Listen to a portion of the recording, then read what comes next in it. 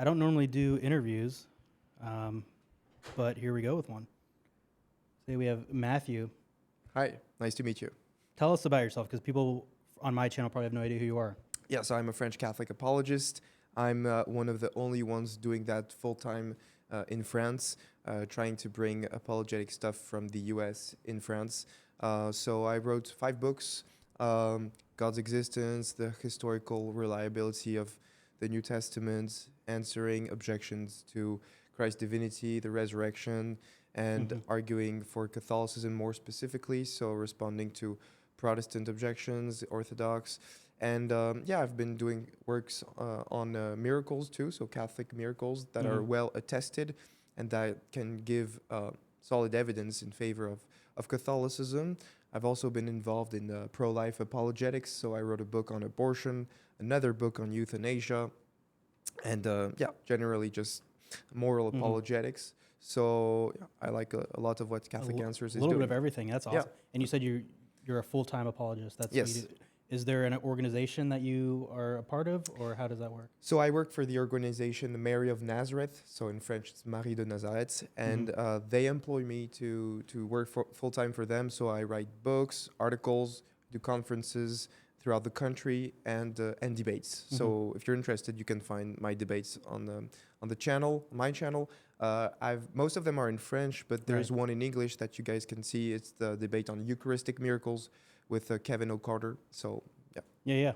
I did. Some of you were probably familiar with Kevin Non-Tradicath, and I remember when that came out. I was like, it was kind of one of those things like, oh, I'm definitely going to watch that, and I just never got around to it. But it was cool because you mentioned that. I was like, oh, that was you. Yep. Okay, so I definitely am going to watch that.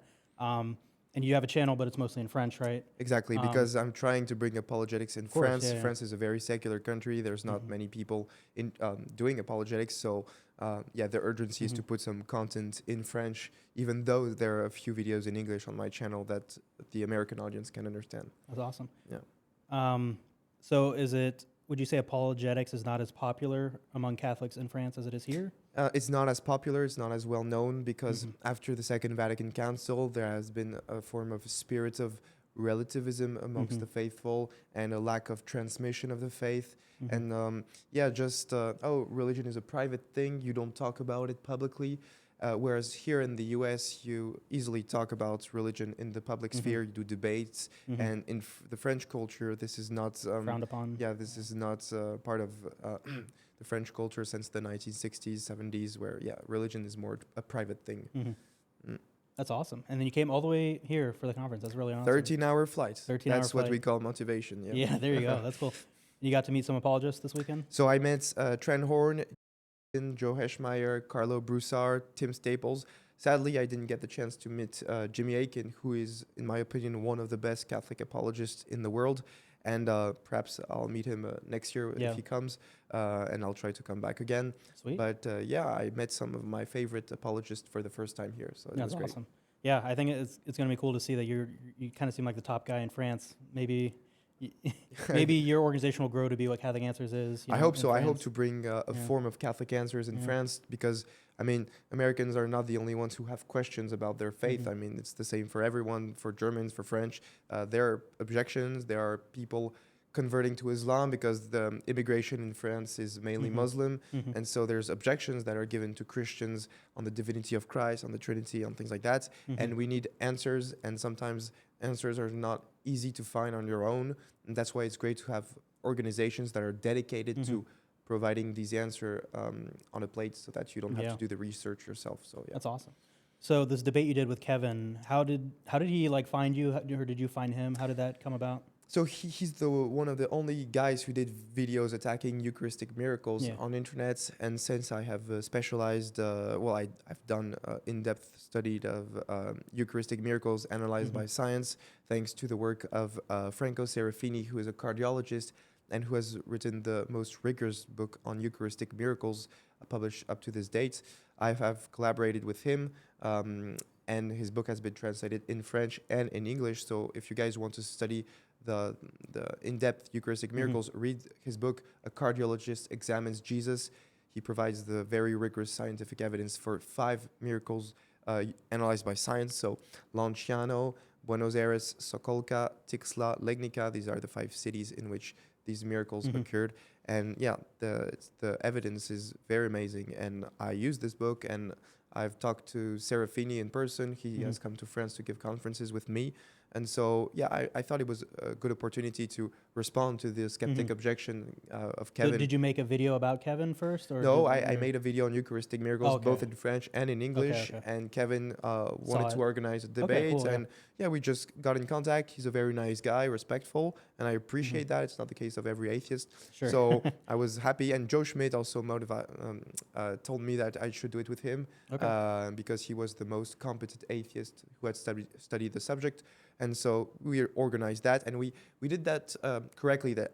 We filmed our opening statements beforehand. Okay. We saw each other's opening statements, and we prepared in advance rebuttals to each other. So we came in the debates starting with rebuttals, and this gave an in-depth debate with a lot of substance. So yeah, you can go watch it on my channel. That's a cool concept, yeah, because sometimes it seems like debates, if it's just about winning, then you might want to come in with something that they're not expecting, and then it throws them off. Whereas seeing the opening statements, like there shouldn't be any issue with seeing your opponent's opening statements. I think that's really cool. You shouldn't be scared of the arguments. Yeah, exactly. Yeah. So how do you think the debate went overall? Were you pretty pleased with how you did? Yeah, if I want to be honest, people can judge for themselves by seeing the debates. In my opinion, I gave a solid opening statement presenting all the evidence. Kevin's opening statement did not address many points in my opening statements. And I thought that in my first rebuttal, I answered every single of Kevin's objections methodically. And he did not answer all of mine. So formally speaking, I would say that the debate went in my favor. But again, that's for the audience to judge. Yeah, of course. Do you do other debates that are in French? Yeah, I've done debates on atheism, God's existence. I've done debates on Sedevacantism with the most popular French Sedevacantist, Adrien Abozy. I've also debated twice on the SSPX. And I've written articles in French answering the theologian of the SSPX, who is a professor at the Econ Seminary in France, in Switzerland, Jean-Michel Glaise. So I've written articles and I've done videos on the SSPX showing why their position logically leads to denying the indefectibility of the church and to schism. So yeah, you can. Oh, so you do quite a bit of everything then. I do atheism, historical apologetics for the New Testament and the reliability of the gospel, resurrection, divinity, answering Islam, objections on the Trinity, the divinity of Christ, Protestantism, a bit of orthodoxy, but not that much because in France it's not that popular. I do pro-life apologetics and, as I said, SSPX and Sedevacantism. So it's lots of subjects. People often tell me, well, aren't you going to get bored of apologetics? Like, it's also always the same subject. Actually, no, it's very, very diverse. So much stuff you need to read, learn new arguments, counter arguments in every domain. It's never ending. Yeah. Do you have any upcoming debates that are planned? So yeah, I'm going to debate Muslims on the crucifixion of Christ in December. Will that be in person or online? How do you normally do that? We're trying to organize it in person, but at worst it will be online. So a debate with Muslims on the crucifixion, the divinity of Christ, and I'm going to debate someone on supposedly magisterial contradictions. Yeah. Okay. So, and I've debated abortion and Okay, very cool. So a lot of stuff. Yeah, jack of all trades. The jack of all trades. That's a phrase we use when you know a lot about a lot of things versus like specializing in one thing. There's two types of apologists. There's the apologist that's focused on one subject and digs very deep and does one thing. So people can be like that. I'm more the Trent Horn style of apologetics, so very diverse, very French Horn. They call me the French Trent Horn, so I don't have his level of knowledge yet because he's older than me and more experienced. Of course. I'm trying to be like him and to bring what he does in France. And so I'm the more diverse style like Trent Horn and Jimmy Akin. Jimmy Akin is just on another level because he knows everything about everything. You can question him on It's funny how many times I've looked up a very obscure question, then I'll see like a blog post from him from like 20 years ago about that question. That's happened more than once. I think he's the most well-versed apologist in in diverse domains. Definitely, His brain is very impressive. His memory is incredible, and he's he's an alien himself. Like he's not a He likes talking about normal aliens. human Maybe being. he is an alien. Maybe. Yeah. Yeah. So Sedevacantism. Have you had any run-ins with the Diamond Brothers? Are you familiar with them? What's the? I'm familiar with their content. Their YouTube channel is actually translated in French. That's right. Yeah. Okay. So there's both the English content and the French content. Recently, the Diamond Brothers published a video arguing Charlie Kirk is in hell and that you shouldn't be praying for him. And so if you pray for him, you're not a true Catholic, you're a heretic. And so he says that this is the case for even red trads like Taylor Marshall or Tim Gordon. They're not true Catholics because they hope for the salvation of Charlie Kirk. And apparently that's, I don't know, it's unacceptable. Yeah, they're very, very extreme. Yeah. So they have, I know there's a French translated version of their website. Have you run into any of their followers? Have they come on to your channel, like commenting or anything? Yeah, I have had a lot of Sedevacantists on my channel because I've attacked Sedevacantism. I'm one of the only few guys in France who has publicly attacked Sedevacantism with my friend Archidiacre, because he has a YouTube channel dedicated to refuting Sedevacantism and SSPX. But we're practically the only two who have dug into the substance of the arguments. And so, yeah, I naturally get a lot of pushback from Sedevacantists, but that's what happens. Yeah. Did you ever try to call the hotline to of the Diamond Brothers? Yeah. I have actually. Okay. Last year when I was in New York State for a month, okay. I was an hour away of drive from the Diamond Brother, the most holy family monastery. Yeah. I called to see if I could come visit, drive an hour. And no, we don't receive visitors. They're very sectarian. Yeah. Very interesting that they basically claim like we are the last remnant, but then they don't really allow anyone in. So there's no salvation outside the Catholic Church, and the Catholic Church is basically most holy family monastery. So I mean, they're like 4 people in the church. Yeah. It's very interesting because when you pin them on that, they'll be like, well, no, we're not the only Catholics. Anyone who professes the true faith is a Catholic. Yeah. Of course, profess the true faith means agree with every single thing they say. So even on their website, there's a statement. It's very interesting that they say this. We are not aware of any other organization that professes the true faith the way we do. I slightly paraphrase, but I remember the phrase, we are not aware of any others. Yeah. And they're Feniites. Also, they're heretics. So Fenianism, for those who don't know, is the heresy that you need absolutely the baptism of water in order to be saved. And so it denies the reality of baptism of desire, which was taught in the Council of Trent as a legitimate form of baptism. So in order to be in the beatific vision, the Catholic Church dogmatically teaches that you need original sin to be removed from your soul. And there are multiple ways to do that. The ordinary way that was revealed is the baptism of water, John 3:5. But the church and the tradition has taught that there are other means, like baptism of blood when you die as a martyr, or baptism of desire when you would have liked a catechumen maybe. Yeah, a catechumen who would have liked to receive baptism, but didn't have the opportunity and got killed before that. Well, that would still count as a baptism of desire, and this person can be saved, and you can pray for his salvation. The Diamond Brothers just deny that, so they're heretics, right? And all the other Sedevacantists, like the SSPV or the CRMI, whatever which way that goes, all the priestly societies that are Sedevacantists are not Feniites. Yeah, exactly. So the problem that the Diamonds run into is that there are no priests that profess their faith. Exactly. So the Diamond Brothers are obliged to say that these other Sedevacantist movement are not true Catholics and that they're the only true Catholics. And this is completely weird because even Pope Pius XII, which is a pope they usually has condemned Fenianism when he answered the Holy Office, Father Finney in the 1940s or 1950s.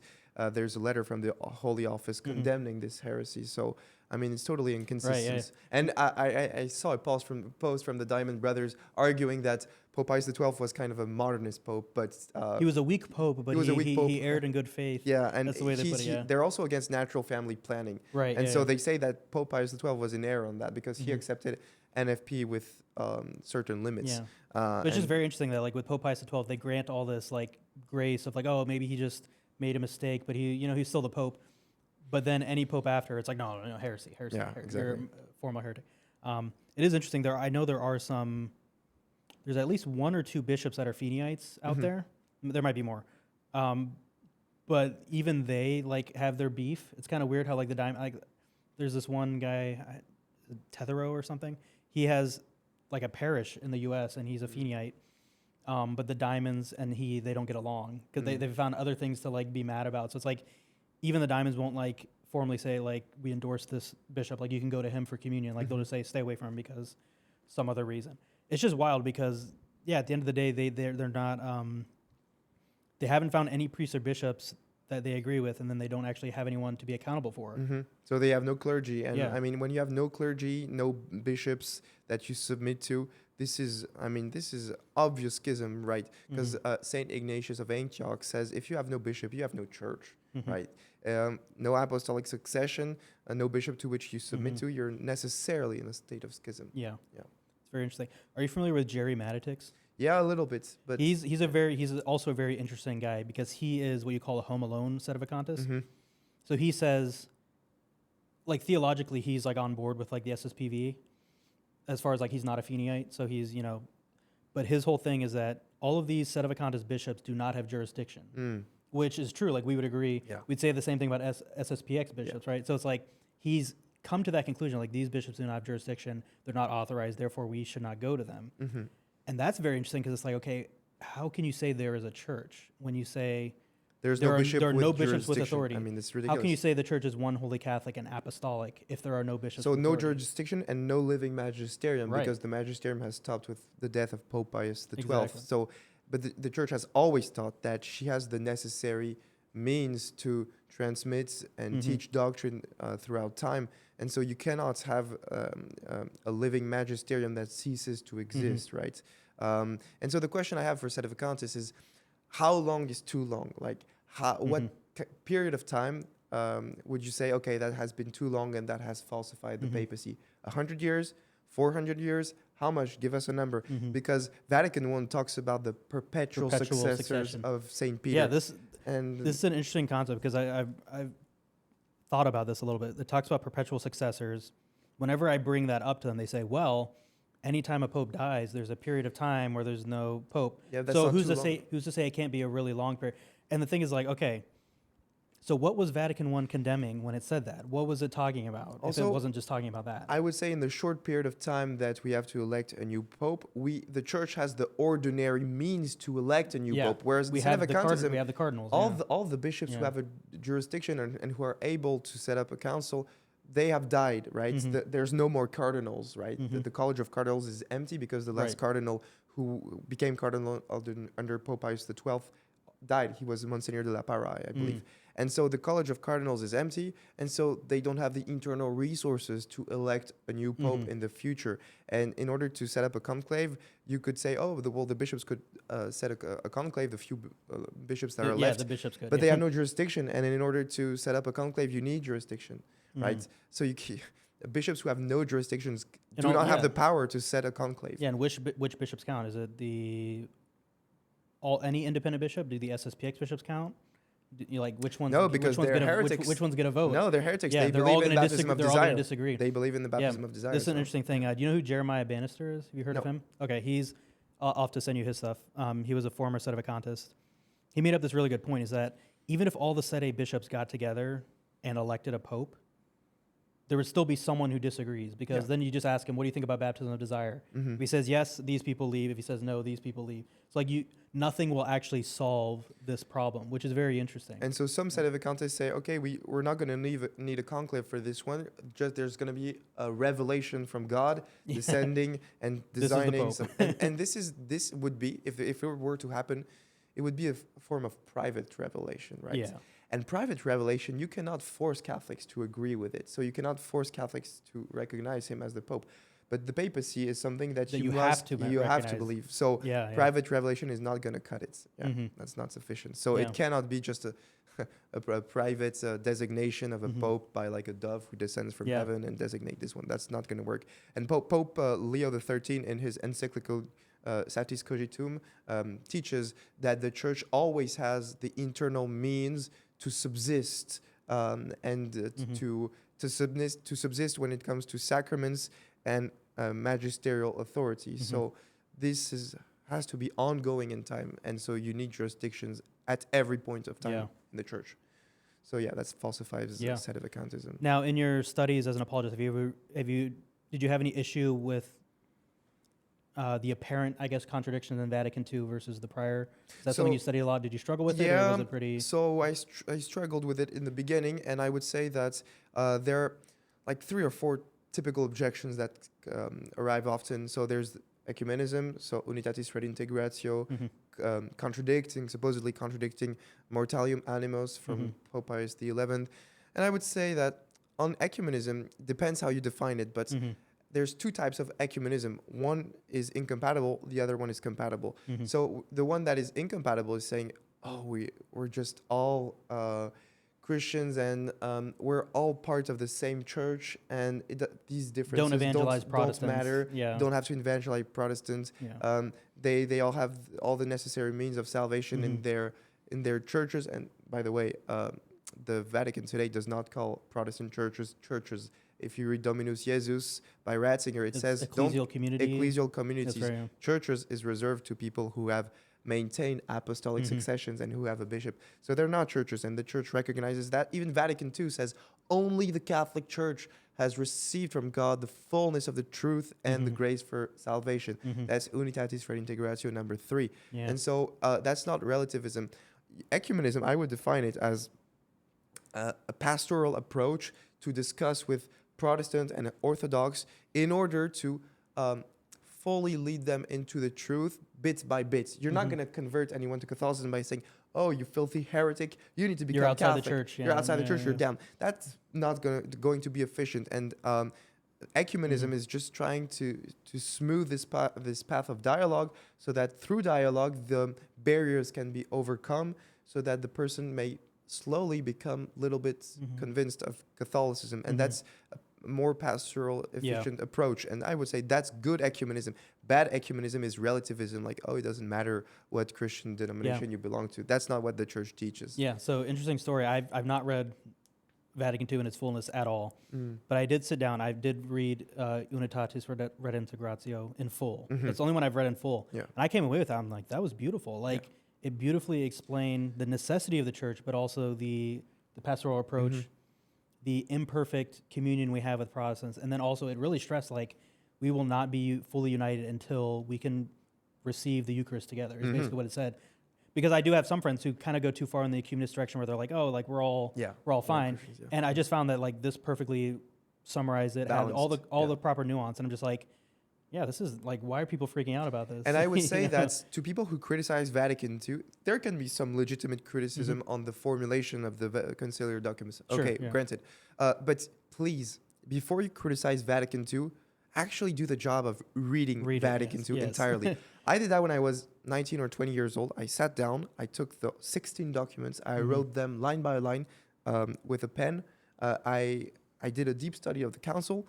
And when you do that, you realize that, okay, most of Vatican II, 95% is beautiful, well written. Some passages can be ambiguous, and this is where Pope Benedict XVI asks us to interpret it in a hermeneutic of continuity. Right, And so when there's two possible interpretation of a text, one that is not true, heretical, and the other that is true, we'll always do the hermeneutic of charity and interpret it in a favorable light. That's what I would say.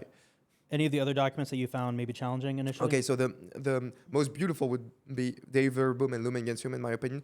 The most challenging would be Nostra Aetate and the Dignitatis Humanae, paragraph 2.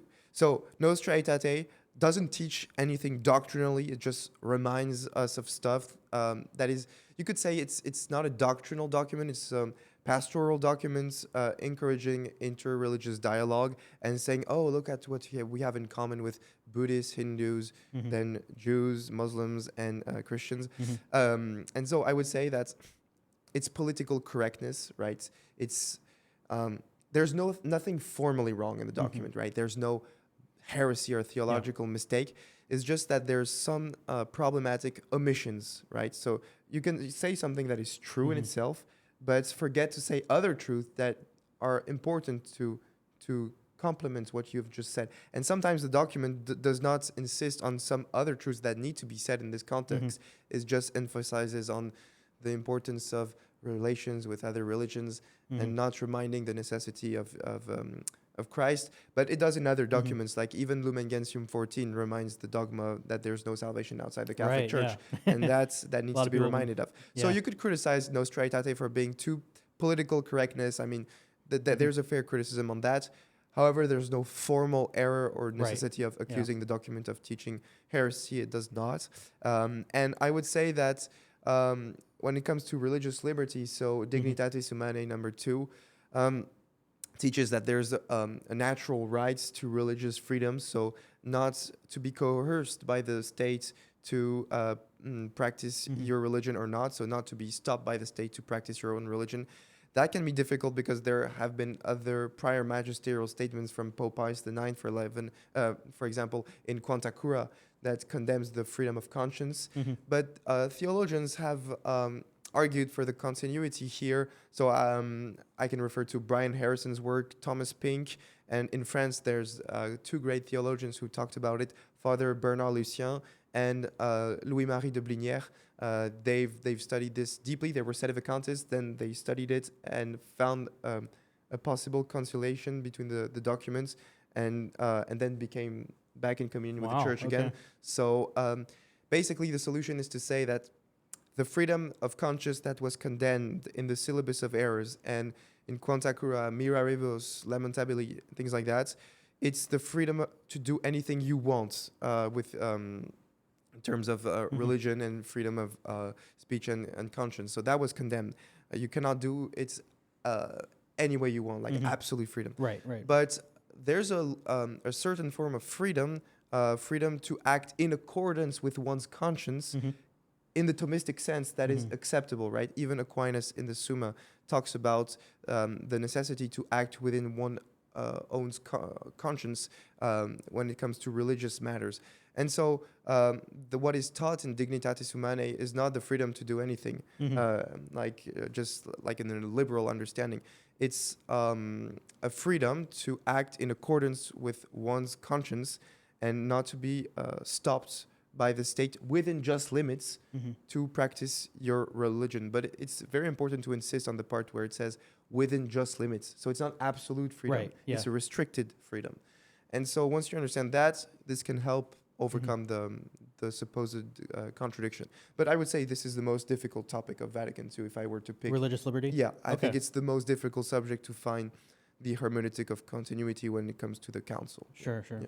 Yeah, that's a good way to put it. Into, I think some people overstate it, like, oh, this is so easy, so obvious. Like, I think it's good to be like, hey, yeah, this can be confusing and like it's difficult, but and the at the end of the day, authentic interpreter of the council is the Catechism of the Catholic Church. Right. Yeah. So if you want to know what the Church teaches, go to the 1992 edition of the Catechism of the Catholic Church, and you have the council interpreted in the light of tradition. You'll see that most of the quotes in the Catechism are actually from pre-Vatican II documents, right? And so this catechism harmonizes everything in a beautiful way without any contradiction. And I would say that's, this is one of the best documents the Church has ever produced under John Paul II. Yeah, very good. Cool. Any other, any other interesting topics that you dived into? So I've dived into SSPX stuff. That's a very heated topic, I think, lately about like, are they in schism or not? What's your take? So schism, you have to come back to what the canon law says about schism. I think it's canon 751 or 752, I don't remember, defines schism as the refusal of submission to the Roman pontiff or to be in communion with those who are united to him. Right. So that's the definition of schism. And by the way, this is also the definition that's in the 1917 Code of Canon Law. Difference, the SSPX cannot say, oh, this is the new 1983 Code of Canon Law. No, that's in both. So we all agree this is the definition of schism. So the question is, does the SSPX refuse to submit to the Roman pontiff or to be in communion with those who are submitted to him? That's the only question. And so I would say when you look at their positions on doctrine, on liturgy, on discipline, I mean, I don't see how you can avoid the conclusion that they're in schism, because they habitually reject teachings in Vatican II in the post-conciliar era. They don't consider it as authoritative magisterial authority. They believe that the authentic magisterium of the Catholic Church has been suspended since the death of Pope Pius XII. They would never say that, but essentially that is what they say. I mean, right? Like, you can ask them if they agree with Humanae Vitae, and they're like, Well, yeah, because the teaching is right and is confirmed to prior pope, but not because Pope Paul VI has the authority to do it. So they just they won't consider it an authoritative magisterium. That's what Father Glees, professor in ecclesiology and dogmatic theology at Econ, teaches. So he's the top theologian who had the So discussions he with says Rome. Humanae Vitae is not. He says generally that the modernism of post-conciliar popes stops the magisterium from being authoritative in act. It's authoritative in potency, but not in act. So and not Humanae channeled. Vitae is free from error just because it With what's- happens to be true, but it's not it's not protected in the way. Yeah, It wasn't it's guided by not the Holy their Spirit their or anything reasoning like wouldn't that, yeah. be Paul VI said it in an encyclical, therefore I must submit my will to it. It's more like it's true because it's confirmed with what prior Right, pope said. yeah. Okay, so Yeah, okay, it's I not see the because difference, the yeah, new yeah. pope said it. So that's basically denying the ordinary magisterium of popes. And they would on the liturgy they have another problem, is that they hold that the new mass, the Novus Ordo, is intrinsically bad, and that you can never under any circumstance actively participate in a Paul VI mass. And in French they have Petit Catéchisme de la Nouvelle Messe, so it means the small catechism of the new mass, and inside there's a question: is it a mortal sin to actively participate in the Novus Ordo? And they say yes, if it's done with full consent of the will and the Wow. mind. And so they're talking about active participation. They Right, make the right. distinction with passive participation, like Sure. attending a funeral Yeah, or a yeah, marriage. yeah. Just you stay at the end of the church, you pray the rosary for the Don't conversion. receive Yeah. communion. And so they say Yeah. also that it's doubtfully valid, right? So Father Glees teaches that. Father doubtful. Yeah, Okay, doubtfully okay. valid. And they say that all those conciliar sacraments are doubtfully valid. This is why Monsignor Lefebvre said that in the homily of the episcopal ordinations in 1988, when he ordained the 4 bishops against the will of the Pope. In this homily, he says, these seminarians in front of me, who will give them the sacraments of orders? The conciliar bishops, of whom the sacraments are all doubtful? No, Wow, that's okay, not wow. possible. And who has kept the tradition? It's Monsignor de Castro-Meyer and myself. So he's basically saying that the conciliar bishops have all doubtful sacraments, even for the sacraments of orders. That means that if you're a traditional priest that has been ordained by a conciliar bishop, then your ordination is doubtfully valid, which implies that the Eucharistic sacrifice, Wow. the Mass you celebrate, are doubtfully valid, and the confessions. So Yeah. if you go to, like, I don't know, Well, would that even, because are you familiar with the Institute of Christ the King? yeah, they've been ordained they're by ordained by Cardinal Burke. Of course, Cardinal Burke is a conciliar. Conciliar, Yeah, the and so cardinal, yeah. So Monsi- they would say those priests are doubtfully Monsignor valid. Lefebvre said it. So I wouldn't say every member Sure, of the okay, SSPX, yeah, but yeah, to be their fair, boss yeah. said it. The boss, He said that, the big okay, boss said wow, it in the I wasn't aware homily of that, of yeah. the episcopal ordinations, and so Yeah. you can find it online That's if wild, you want. okay. And this is defended by the Father Jean-Michel Glaise, who again teaches dogmatic theology and ecclesiology At the seminary, okay. at the seminary of Econ. I have had articles on my website where I quote from his Courrier de Rome, so the review they write every month, and he says that explicitly, that all the conciliar sacraments are doubtfully valid, except for baptisms and marriages, of course. Sure, yeah. But yeah, that means confirmations are doubtfully valid. That means that ordinations, confessions, mass, and so the only way you can be certain to have valid sacraments is within the SSPX or within the Orthodox, who have kept valid. Yeah. Yeah. So that leads to denying the indefectibility of the church, because it is a theological necessity that when a church promulgates a rite, that this rite is necessarily valid, right? There can be no question. An indefectible church cannot promulgate a rite which, when it is well celebrated, is doubtfully valid. It's Wow. necessarily valid. So, Wow. yeah. Very interesting. Cool, very good stuff. I'm going to have to, pick your brain on some more stuff. Sure. Now, what was funny is when we first got to the conference, you actually came up to me because you recognized me, and then Yeah. you said you're from France. I'm like, I have a fan from France? That's wild. So how'd you find my channel? What was the... So I found it because, I don't know, it went up on my YouTube suggestions of very funny videos. I started watching it, and my favorite videos were with the Diamond Brothers, Okay, and yeah. the dinner with Bishop Barron and Taylor Marshall, Yeah, yeah. and the the voices that are very well made. So Yeah. I encourage you to continue these. No, thank you. I appreciate that. These humoristic videos and yeah. Yeah, I'll have to make some more diamond videos. More diamond videos, more Taylor Marshall, More Tim Taylor Gordon. I mean, the trads are always funny when you put them together and they're and fun. just keep on doing the good work. Yeah, I appreciate that. Well, I'm gonna put a link for your channel, even though it's in French. Yeah. There are a few videos in English. Few videos right? in English. I've interviewed Trent Horn on my channel. You Oh, can very go cool. watch Yeah, it. so I'll put in there. I'll put in the link for the debates you did, and then I'll put in a link for that other channel. Archidiac. Yeah, because they have a couple videos that have English transcripts. We need to find a way to get that in English because I feel like there's some good stuff that I would like to see, but Yeah. could use ChatGPT to translate it, Sure. or I could ask you to do it. Either way, but yeah, really appreciate you sitting down. It was great to meet you, and Thank you. Hopefully, we'll meet each other again soon. Yeah. Thanks everyone. God bless.